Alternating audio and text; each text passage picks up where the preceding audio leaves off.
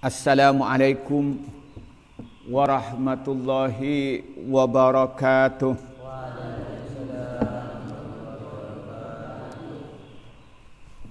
Alhamdulillahi rabbil alamin. Wassalatu wassalamu ala asrafil anbiya'i wal mursalin. Amma ba'du.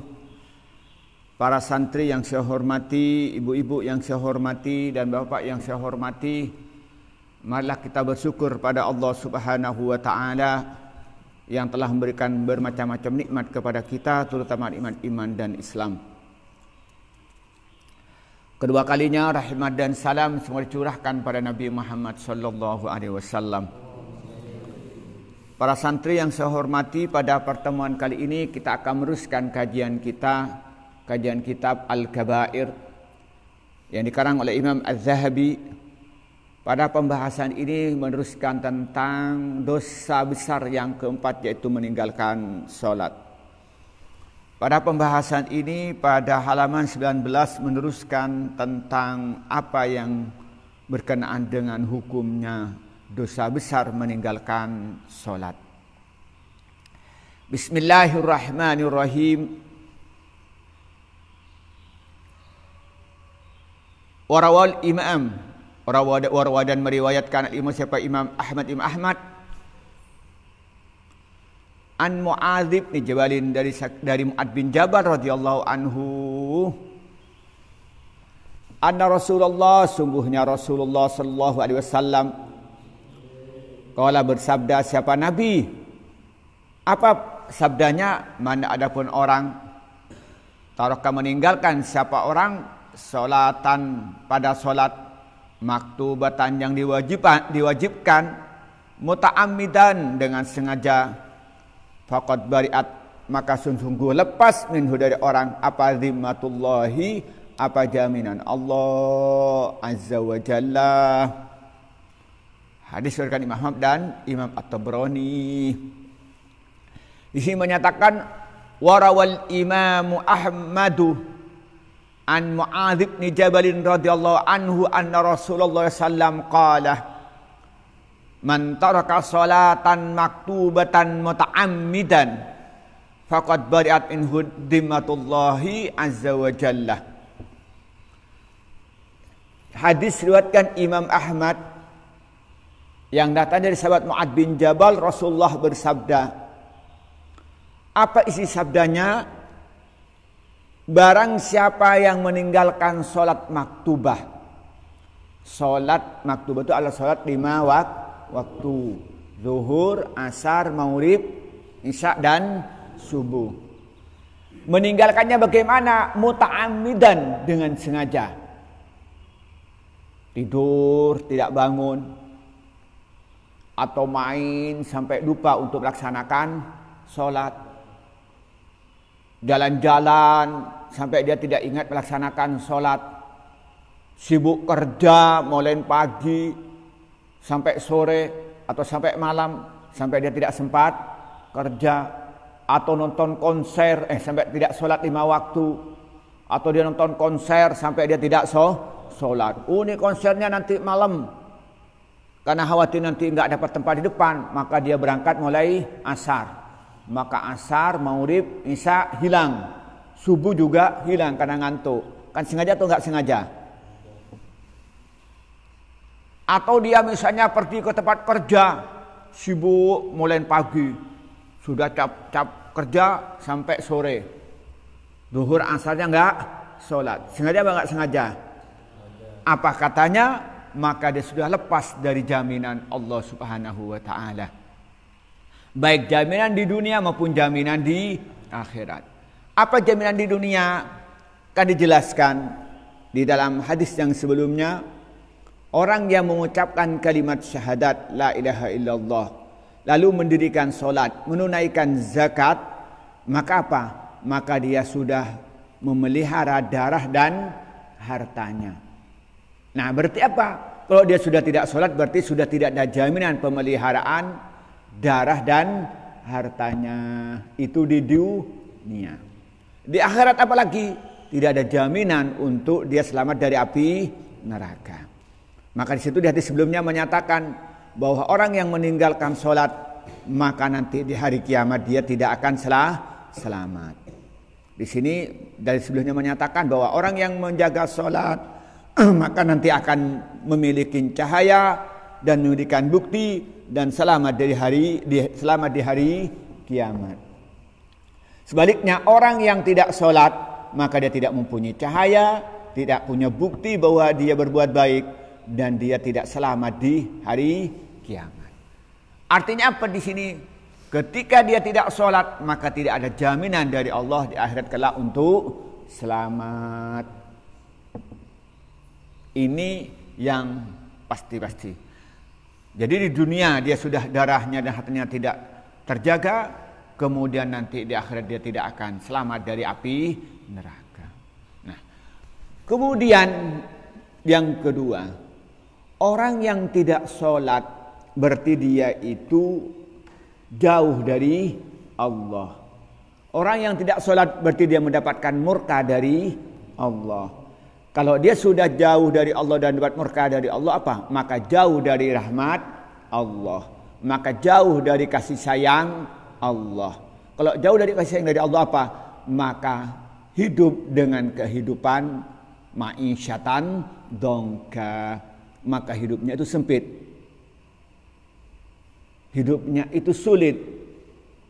Nah, orang bertanya begini, di tetangga saya ini ada orang, dia itu jarang sholat, bahkan kadang-kadang nggak sholat, tapi kok kaya. Ada nggak kayak itu? Ada. Kok punya jabatan yang tinggi? Kok ada? Iya. Tetapi kekayaannya dia itu hidupnya tidak tentram. Kaya, dia punya harta banyak. Anaknya meler-meler. Sampai apa? Sakit hati. Iya, Pak ya. Kaya, tapi dia bertengkar dengan istrinya. Jadi kelihatannya kaya, punya jabatan tinggi, tapi dia dirongrong oleh yang lain, sehingga hidupnya tidak tenang. Kenapa? Karena dia itu jauh dari Allah. Karena dia kenapa? Karena dia mendapat murka dari Allah. Kenapa murka dari Allah? Karena dia meninggalkan sholat, sehingga tidak dapat jaminan kebahagiaan di dunia. Orang tanya lagi, tetangga saya ini sholatnya itu rajin, aktif, berjemaah bahkan. Kok dia tidak kaya dan tidak punya jabatan? Yang pertama, kalau dia sholatnya benar, tata caranya benar, dan ketika sholat itu khusyuk dan ikhlas karena Allah. Kok dia tidak kaya? Ia tidak kaya. Allah memberikan ketenangan hati pada dia, walaupun dia tidak kaya. Yang kedua, keluarganya baik, istrinya baik, anaknya baik, temannya baik, tetangganya baik. Yang ketiga, oleh Allah itu rizki yang jumlahnya sedikit diberikan kecukupan. Kenapa? Karena diberikan badan yang sehat, sehingga tidak banyak mengeluarkan biaya. Anaknya baik, sehingga tidak perlu biaya banyak. Jadi walaupun hartanya itu sedikit, tapi oleh Allah diberikan keberkahan. Harta yang sedikit itu cukup. Kemudian yang keempat, Allah sengaja dia itu jumlah hartanya sedikit supaya apa? Supaya nanti di akhirat hisabnya tidak berat. Karena orang itu kalau punya kekayaan ditanya, min aina iktasaba wa ila aina anfaqah. Dalam hadis riwayatkan Imam At-Tirmidzi, kata Rasulullah menyatakan, la yazallu qadama 'abdin hatta yus'ala an arba'in, an umrihi fi ma abna, wa an shababihi fi ma ablah, wa an malihi min aina iktasabah wa ila aina anfaqah, wa an ilmihi madza amila bihi. Kata Rasulullah, tidak akan bisa melangkah kaki seorang hamba kecuali ditanyakan empat hal. Yang pertama, an umrihi fi ma afna. Umurnya itu dipakai untuk apa? Wa an syababihi fi ma ablah. Dan pada masa mudanya dipakai untuk apa? Untuk mondok. Di mana? Di Al-Quran. Untuk apa? Ngapalin Quran. Untuk apa? Ngaji kitab. Untuk apa? Dia itu belajar ilmu agama. Untuk apa? Belajar matematika. Belajar apa? Belajar fisika. Belajar apa? Belajar kimia. Itu nanti ditanyakan. Atau tanyakan masa mudanya pakai apa? Oh, berhenti di pondok mengenal Quran. Lalu dibelikan sepeda motor oleh orang tuanya. Sekolah, kebut-kebutan. Seharusnya pagi berangkat sekolah, ternyata nyampenya ke alun-alun. Ada nggak kayak gitu? Ada nggak? Ada. Nah itu ditanya nanti. Kemudian yang ketiga apa katanya? Wa an malihi min aina iktasaba wa ila aina anfaqah. Dan ditanyakan hartanya itu dapatnya dari mana dan dia digunakan untuk apa. Berarti kalau dia banyak uangnya, makin banyak pertanyaannya. Iya Pak ya? Pertanyaan bagaimana cara mendapatkannya dan ditanyakan bagaimana cara mendermakannya. Lah, Allah itu dengan kasih sayangnya pada dia karena rajin sholat, hartanya tidak dibikin banyak supaya itu hitungannya tidak banyak dan tidak gampang tergelincir. Tetapi harta yang jumlah sedikit itu barakah. Badannya sehat, dirinya sehat, istrinya sehat, anaknya sehat, teman-temannya baik, hidupnya tenang. Itu apa? Menunjukkan mendapatkan jaminan dari Allah. Nah, kemungkinan yang kedua, dia sholat, tapi sholatnya tidak khusyuk. Dia sholat, tapi hatinya tidak ikhlas. Dia sholat, tapi sholatnya tidak benar. Walaupun dia sholat, maka tidak akan berpengaruh untuk mendapatkan jaminan dari Allah. Jelas ya? Jadi itu hadis riwayat Imam Ahmad dan Imam At-Tabrani yang datangnya dari Mu'adz bin Jabal, orang yang meninggalkan sholat maktubah dengan sengaja, maka dia lepas dari jaminan Allah. Warawa dan meriwayatkan Al-Baihaqi sampai Imam Baihaqi bisnadihi dengan sanad Imam Baihaqi. Anna Umar bin Al-Khattab, sungguhnya Umar bin Khattab radhiyallahu anhu qala, berkata siapa Umar? Dia datang rajulun, siapa orang laki-laki datang ila Rasulullah pada Rasulullah. Faqala, maka bertanya siapa laki-laki. Apa pertanyaannya? Ya Rasulullah, wahai Rasulullah. Ayyul a'mali, amal perbuatan apa ahabbu yang lebih dicintai ilallahi pada Allah Ta'ala mahul Allah fil islami, di dalam Islam. Qala, menjawab siapa Nabi, as-salatu, yaitu salat, li waktiha, pada waktunya salat. Waman, dan adapun orang taraka, meninggalkan siapa orang as-salata, pada salat, fala dinah, maka tidak ada agama itu ada lahu bagi orang. Was-salatu, dan adapun salat, imaduddini, yaitu tiang agama. Imam Baihaqi meriwayatkan hadis dengan dia bersanad kepada sanadnya dia, apa katanya, bahwa Umar bin Khattab radhiyallahu anhu berkata. Apa isi perkataannya? Ada seorang laki-laki datang pada Rasulullah. Setelah datang lalu tanya pada Rasulullah, wahai Rasulullah, katanya di sini. Apa katanya? Ya Rasulullah, ayyul a'mali ahabbu ilallahi ta'ala fil Islam. Wahai Rasulullah, amal perbuatan apa yang Allah cintai di dalam agama Islam? Apa jawab Rasulullah? Qala as-salatu liwaktiha, salat tepat waktu. Jadi amal yang perbuatan yang paling Allah cintai apa? Salat tepat waktu. Zuhur sebelum azan sudah ke masjid. Begitu azan menjawab, selesai azan salat sunat qobliyah. Lalu pujian sebentar, lalu salat zuhur berjamaah, lalu berzikir. Begitupun asar, begitupun maghrib, begitupun isya, begitupun subuh. Amal perbuatan itulah yang paling Allah cintai di dalam ajaran Islam. Lalu Rasul meneruskan sabdanya. Apa kata Rasulullah? Wa man tarakas sholata fala dina lahu. Orang yang meninggalkan sholat, maka dia tidak mempunyai agama bagi dia. Artinya apa?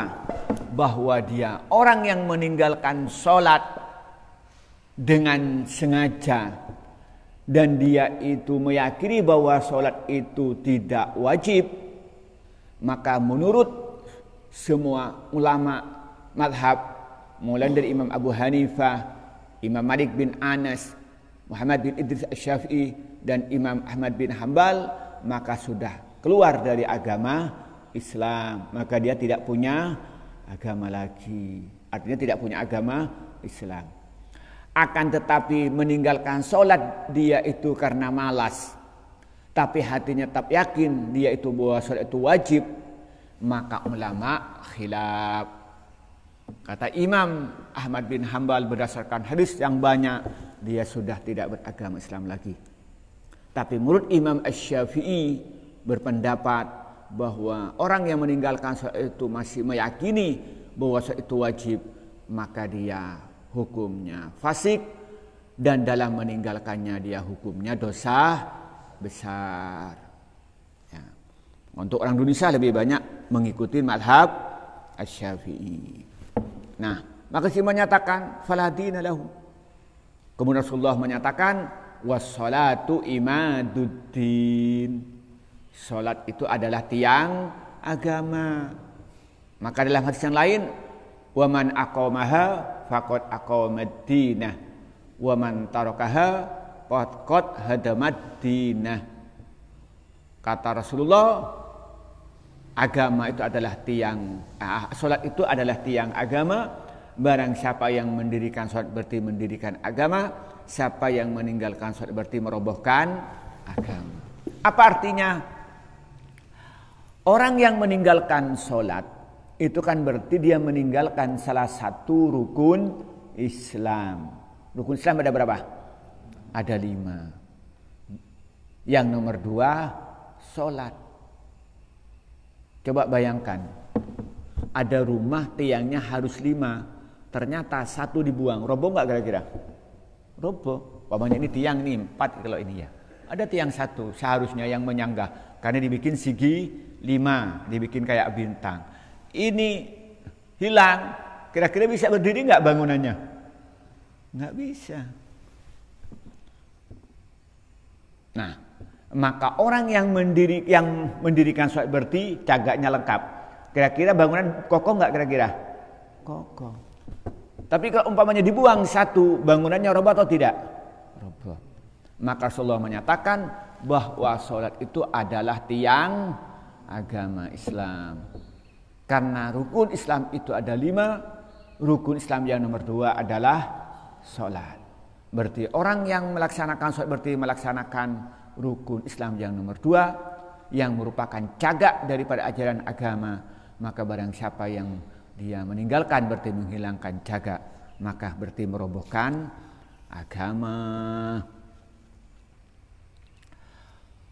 Walamma, dan sewaktu tu'inah ditusuk siapa Umar bin Khattab radhiyallahu anhu, kilah dikatakan lahu pada Umar, as-salatu, salat, apa harus menjaga salat ya Amirul Mukminin, wahai Amirul Mukminin? Qalah, maka menjawab siapa Umar bin Khattab, na'am. Amma annahu, sungguhnya orang, atau amma annahu, maka sungguhnya pekerjaan, la Allah, tidak ada apa bagian itu maujud li ahadin, bagi seorang fil Islam, dalam Islam, adha'a, yang menyanyiakan siapa orang as-salata, pada salat. Ketika Umar bin Khattab itu dibunuh oleh Abu Lu'lu', ditusuk dari belakang. Nah, Umar bin Khattab itu dalam kondisi itu parah lukanya. Lalu Umar bin Khattab ditanya, wahai Umar bin Khattab, wasiat apa yang kau wasiatkan kepada rakyatnya? Umar bin Khattab itu tidak langsung menjawab. Lalu sahabat bertanya yang lain, apakah yang dipesankan yang harus dijaga itu adalah sholat? Rasul, apa katanya? Jawabnya Umar bin Khattab apa? Naam. Maka berarti yang harus paling dijaga lebih dulu apa? Sholat. Lalu Umar meneruskan bahwa katanya itu seseorang tidak akan mendapatkan apa-apa dalam Islam, tidak akan mendapatkan keberkahan dalam hidup, dan tidak akan mendapatkan perlindungan di dalam ajaran Islam, dan di akhirat tidak akan diselamatkan dari api neraka apabila dia apa? Menyia-nyiakan sholat. Apabila dia apa? Meninggalkan sholat. Atau dia melaksanakan sholat tapi hatinya tidak ikhlas. Atau dia meninggalkan sholat, bisa jadi dia melaksanakan sholat tapi tata caranya tidak benar. Itu namanya adha'as sholat. Dia tidak mendirikan sholat, tidak melaksanakan sholat sesuai dengan ketentuan Allah melalui Al-Quran, melalui hadis, melalui ijma, atau melalui pemahaman ulama dari Al-Quran dan hadis. Maka berarti apa? Menyiakan sholat. Wasalla, dan sholat siapa? Umar radhiyallahu anhu. Wajarhuhu, dan lukanya Umar bin Khattab yash'ubu, mengalir apa? Daman, darahnya. Umar itu wasiat sholat itu ketika darahnya itu mengalir akibat ditusuk oleh Abu Lu'lu. Itu yang diingat adalah sholat. Dia tidak ingat pada istrinya, tidak ingat kepada anaknya, tidak ingat kepada itu jabatannya. Yang diingat lebih dulu apa? Sholat. Itu betapa besarnya kedudukan sholat di dalam Islam. Nah, maka di sini menjelaskan kepada kita bahwa Umar bin Khattab ini sebagai khalifah yang terkenal namanya Khulafaur Rasyidin, khalifah yang tegas, yang konsisten, yang membuat umat Islam itu disiplin dengan kepemimpinannya Umar bin Khattab. Ternyata yang menjadi perhatian utama dia sebagai pemimpin itu adalah pelaksanaan sholat dengan baik, dengan sempurna oleh umat Islam. Maka karena itu kewajiban kita apa? Harus memelihara sholat, harus memperhatikan sholat dibandingkan masalah-masalah yang lain. Jadi kondisi kemanapun, waktu sampean liburan, sholat itu harus dilaksanakan dengan tertib. Ketika ikut PO atau ketika ikut PN pagar nusa, maka harus apa? Ini perhatikan, itu adalah sholat. Waktu-waktu sholat. Kalau dia itu waktunya sholat, harus berhenti melaksanakan sholat. Begitupun yang ketepatan itu waktunya apa? Orang-orang yang bekerja di sawah, seorang petani harus mampu dia itu mengatur waktu. Kapan waktunya istirahat untuk melaksanakan sholat. Yang ketepatan dia seorang pedagang, bagaimana dia mengatur bisnisnya sehingga dirinya bisa melaksanakan sholat 5 waktu dengan sempurna. Begitupun yang mengerjakan profesi-profesi yang lain, harus mampu dia memanage waktu untuk dirinya itu bisa melaksanakan sholat dengan baik, melaksanakan sholat dengan sempurna. Waqala, dan berkata siapa Abdullah bin Syakik At-Tabi'i, yang bangsa dia tabi'in, jadi bukan sahabat radhiyallahu anhu. Apa perkataannya? Karena ada apa ashabu Rasulillah, siapa beberapa sahabat Rasulullah, la yarawna, tidak melihat siapa sahabat-sahabat Nabi, syai'an, pada sesuatu, minal a'mali, dari amal perbuatan, tarokah, yang meninggalkan orang pada suatu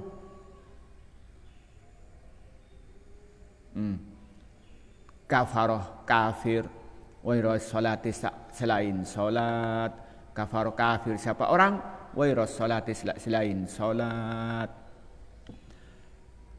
Katanya seorang ulama yang terkenal yang hidup semasa setelah yang hidup setelah masa sahabat, artinya tabi'in itu kalau yang menuruti Nabi Muhammad namanya apa? Sahabat. Yang menurutin hidupnya sahabat namanya tabi'in. Nah, dia seorang ulama yang dia tidak menurutin Nabi Muhammad tapi menurutin zamannya sahabat. Dia meriwayatkan, katanya ulama namanya Abdullah bin Syakik At-Tabi itu dia apa? Yang dia ketahui bahwa sebagian besar sahabat Nabi Muhammad SAW berpendapat bahwa orang yang meninggalkan sholat itu hukumnya kafir. Tapi berdasarkan ini berarti ada yang tidak menghukumi kafir. Maka karena itu Imam Syafi'i menghukumi. Kata Imam Syafi'i, kalau dia meninggalkan sholat karena dia itu sudah tidak yakin lagi, maka dia hukumnya kafir. Tapi meninggalkan sholat karena dia malas, tapi hatinya tetap meyakini itu wajib, maka hukumnya dia fasik dan hukumnya mempunyai dosa besar. Yang wajib segera bertobat.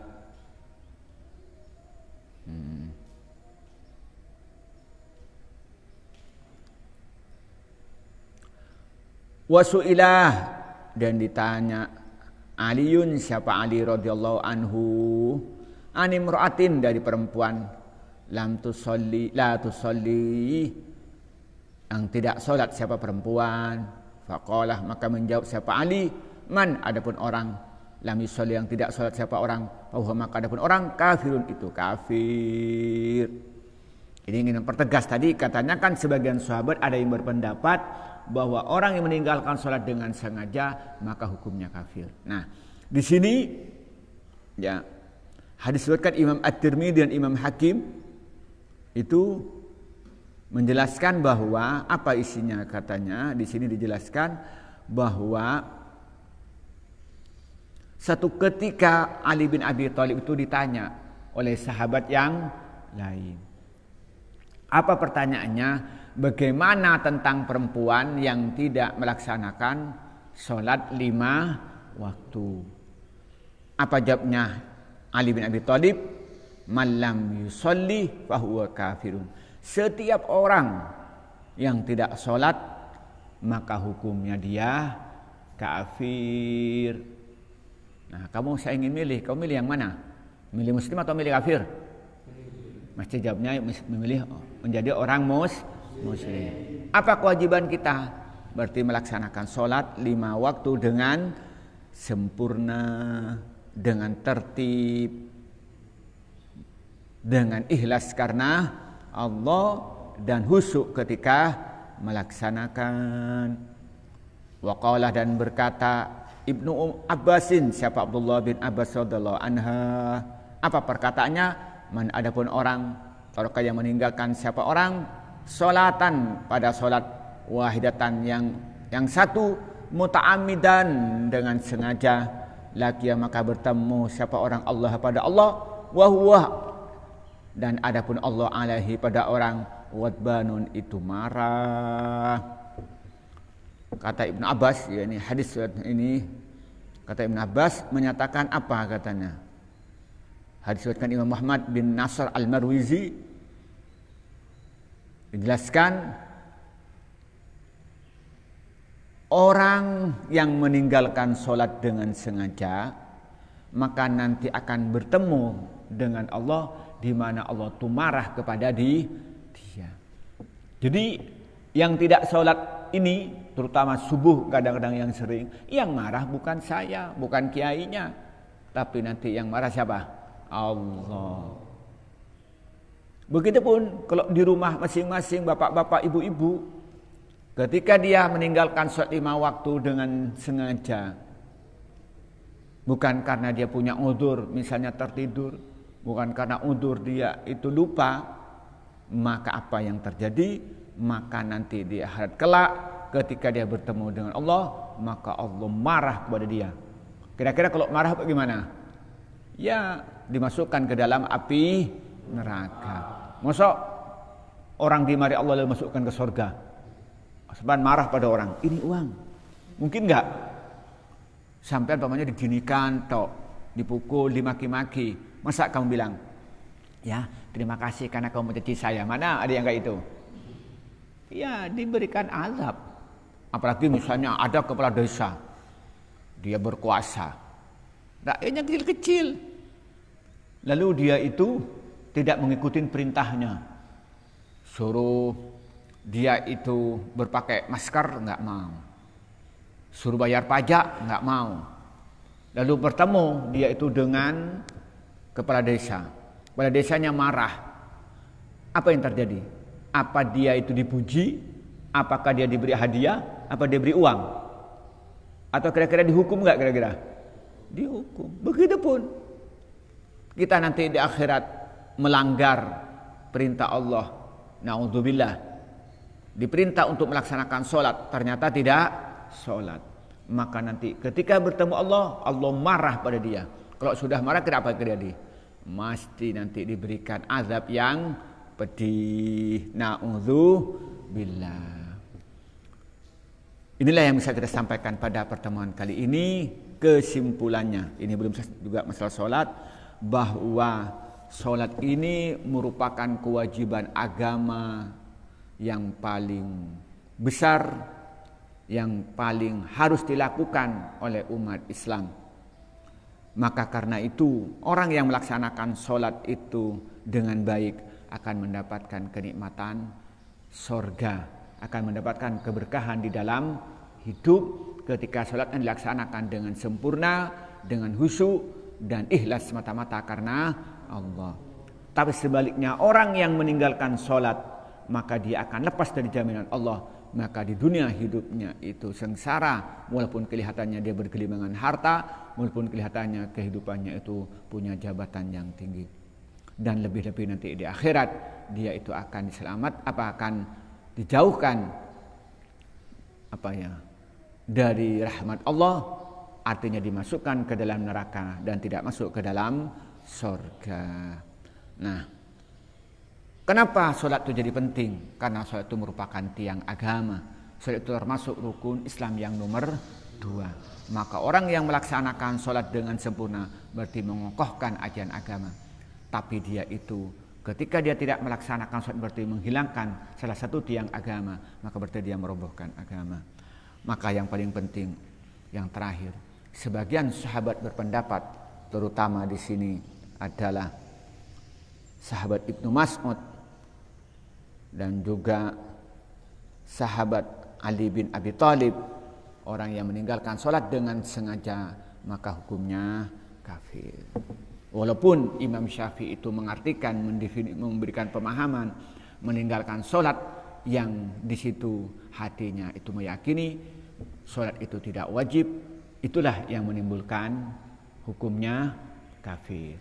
Tapi karena dia itu karena malas, tapi hatinya tetap yakin bahwa sholat itu hukumnya wajib, maka dia mempunyai dosa besar dan dia menjadi orang yang fasik.